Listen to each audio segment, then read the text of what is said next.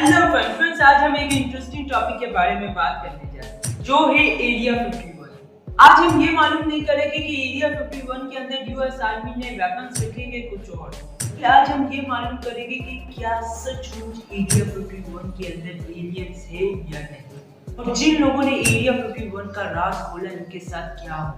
और आज हम ये सारी बातें सबूत के साथ करेंगे, मगर उससे पहले यारों सब्सक्राइब, लाइक, शेयर करो, कमेंट करो। कमेंट तुम क्यों नहीं करते? जिससे इंस्टाग्राम लड़कियों की रील्स के नीचे धड़ाधड़ कमेंट करते हो वैसे करो ना। तो चलो थोड़ा कम करते और अपनी वीडियो को स्टार्ट करते।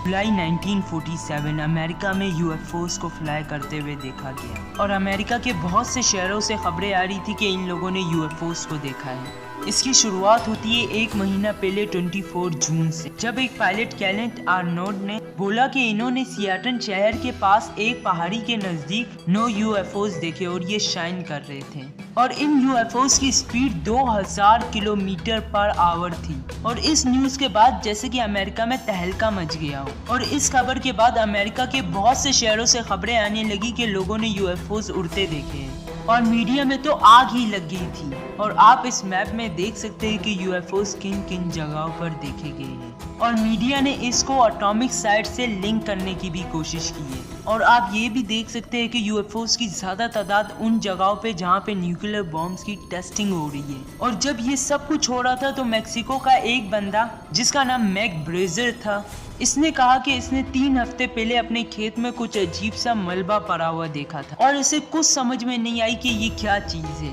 तो इसने 7 जुलाई को इस मलबे को रोजवेल शेरिफ को दे दिया, और इस मलबे पर कर्नल विलियम्स की नजर पड़ी, जो एक कमांडिंग ऑफिसर थे रोजवेल आर्मी एयरफील्ड के। और ये रोजवेल आर्मी एयरफील्ड कहती है कि जो यूएफओस की अफवाहें थी ये सच है, और यूएस आर्मी ने क्लेम किया कि इनको यूएफओस का सबूत मिल गया है। और अगले ही दिन यूएस आर्मी के ऑफिसर अपनी बात से पलट जाते हैं। वो कहते हैं कि जो मलबा इनके पास लाया गया वो एक वेदर बलून का है। प्रूफ के तौर पे मेजर मार्शल की फोटोज रिलीज की जाती है, जहां पर वो वेदर बलून के पीसेस के साथ दिखाए जाते हैं। और इसके बाद मीडिया को लगता है कि ये सच है, यहाँ पर कोई यूएफओस नहीं है बल्कि ये तो वेदर बलून है, और लोग भी इस बात को मान लेते हैं। मगर ट्विस्ट तब आता है जब कुछ साल बाद 1917 में ये रूमर फैलता है कि न्यू मैक्सिको डिजर्ट के अंदर एक यूएफओ को देखा गया, और ये भी कि इस यूएफओ पर बिजली गिरी और ये यूएफओ क्रैश हो गया, और इसके अंदर जितने भी एलियंस थे वो मारे गए।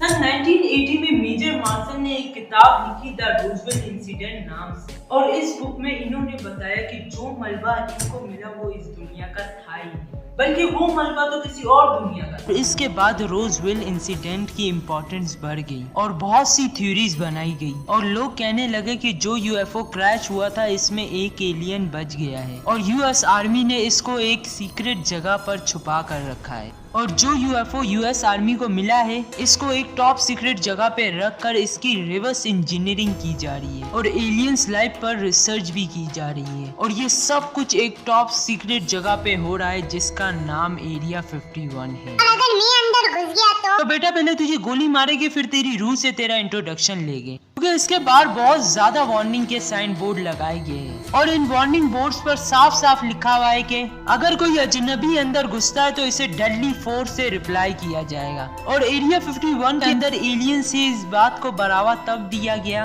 जब जून 2019 में जॉन रोगन ने अपने ब्रॉडकास्ट में बॉब लेजार को इनवाइट किया था, और इस प्रोग्राम में बॉब लेजार ने एरिया 51 का राज खोल दिया। इन्होंने कहा कि इन्होंने फ्लाइंग यूएफओस को बहुत ज्यादा स्टडी किया है, और ये एरिया 51 में काम करने वाले एक रिसर्चर थे, और वहाँ पर इन्होंने एलियन टेक्नोलॉजी पर रिसर्च की, और वहाँ पर इनका काम था कि इस टेक्नोलॉजी को रिवर्स इंजीनियरिंग करके अपनी टेक्नोलॉजी को बेहतर से बेहतर बनाना। और अगर आपको यकीन नहीं आता तो आप खुद ही सुन लें। Project was to back engineer the alien craft. I went into the hangar door, and in the hangar door was the disc, the flying saucer that I. ये इंसिडेंट यहाँ तक नहीं रुके बल्कि एक और ऐसा इंसिडेंट हुआ था जब 1997 में एक प्रोग्राम के दौरान आर्ट बेल को एक कॉल आई, और कॉल करने वाला आदमी बहुत ज्यादा घबराया हुआ था और ये अपने आप को एरिया 51 का एम्प्लॉय बता रहा था। इसने आर्ट बेल को बताया कि इसकी जान खतरे में है और कहा कि अब मैं जो बताने जा रहा हूँ इसे गौर से सुनना। इसने बताया कि एलियंस रियल लाइफ में एग्जिस्ट करते हैं और एरिया 51 के अंदर एलियंस के साथ साथ यूएफओस की रिवर्स इंजीनियरिंग पर भी रिसर्च हो रही है। और ये आगे भी बताना चाहता था मगर सैटेलाइट ट्रांसमिशन बंद होगी जिसकी वजह से इस आदमी से कांटेक्ट नहीं हुआ। और 7 महीने बाद इसने फिर से कॉल की और बताया कि पहली वाली कॉल फेक थी। मगर इस कॉल के साथ साथ इसने बहुत से सवाल पैदा कर दिए कि अगर ये कॉल फेक थी तो ये इतना घबराया हुआ क्यों था और सैटेलाइट ट्रांसमिशन कैसे बंद होगी। ये सब इस बात को मान लेते कि एरिया 51 के अंदर एलियंस है मगर बाद में खुद पलट जाते हैं। जैसे कि सेंट्रल इंटेलिजेंस से पहले तो एरिया 51 को मानने से ही इनकार कर दिया, मगर जब सैटेलाइट से लीक की हुई तस्वीरें और कुछ सबूत सामने आए तो लोगों ने आवाज उठाना शुरू कर दिया और इसके दबाव में आकर सेंट्रल इंटेलिजेंस को ये मानना पड़ा कि एरिया 51 असल में एग्जिस्ट करता है। और एरिया 51 के बारे में बहुत से साइंटिस्ट का मानना है कि ये जरूर एलियन से लिंक करता है। और ये बात तब सच्ची हुई जब एक सीनियर साइंटिस्ट बर्ट बुशमैन ने 2014 में ये कहा कि एरिया 51 में बहुत से एलियंस को रखा गया है। और ये बात इन्होंने ऐसे ही नहीं कही बल्कि जब वो एरिया 51 के अंदर से आए तब इन्होंने ये बात की। क्योंकि ये एक सीनियर साइंटिस्ट है तो इनको इजाजत है किसी भी ऐसे सीक्रेट जगह पे जाने की। और एरिया 51 के अंदर 7 रनवे मगर फिर भी किसी भी प्लेन को एरिया 51 के अंदर लैंड करने की इजाजत नहीं।